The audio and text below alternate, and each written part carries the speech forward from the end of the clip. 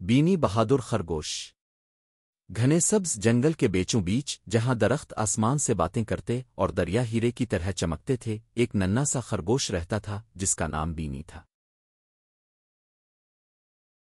بینی بہادر خرگوش گھنے سبز جنگل کے بیچوں بیچ جہاں درخت آسمان سے باتیں کرتے اور دریا ہیرے کی طرح چمکتے تھے، ایک ننھا سا خرگوش رہتا تھا جس کا نام بینی تھا۔ بینی کے نرم و ملائم سفید بال اور چمکدار آنکھیں تھیں، اور وہ ہمیشہ جنگل کی سیر کرنے اور نئے دوست بنانے کے لیے بے چین رہتا تھا۔ ایک دن اس کا دوست ٹیکو طوطا اپنے رنگین پروں کو پھڑپھڑاتے ہوئے ایک شاخ پر آ بیٹھا۔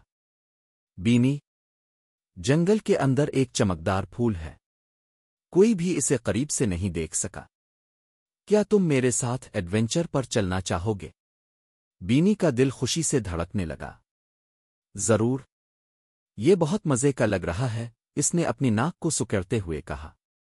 دونوں دوست جنگل میں گھنے درختوں، بل کھاتی بیلوں اور جھولتے بندروں کے بیچ سفر کرنے لگے۔ اچانک انہیں جھاڑیوں میں سرسراہٹ سنائی دی۔ بینی رکا اور اس کے لمبے کان کھڑے ہو گئے۔ کون ہے وہاں؟ اس نے آہستہ سے پوچھا۔ جھاڑیوں سے ایک بڑا نرم مزاج کچھوا نمودار ہوا۔ اس کا نام لولو تھا۔ کیا تم چمکدار پھول دیکھنے جا رہے ہو؟ لولو نے آہستہ سے پوچھا۔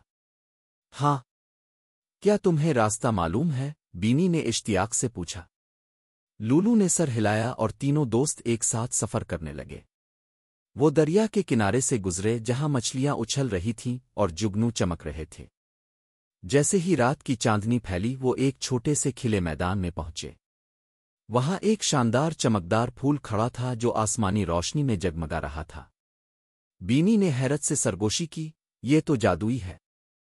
ٹیکو نے کہا، یہ چاندنی کا پھول ہے جو صرف رات میں چمکتا ہے۔ بینی نے خوشی سے اپنے دوستوں کی طرف دیکھا اور کہا، یہ میری زندگی کا سب سے بہترین ایڈونچر تھا۔ اس کے بعد سے بینی، ٹیکو اور لولو جنگل کے سب سے بہادر ایڈونچر ساتھی بن گئے، ہمیشہ نئے عجائب کی تلاش میں۔ خاتمہ۔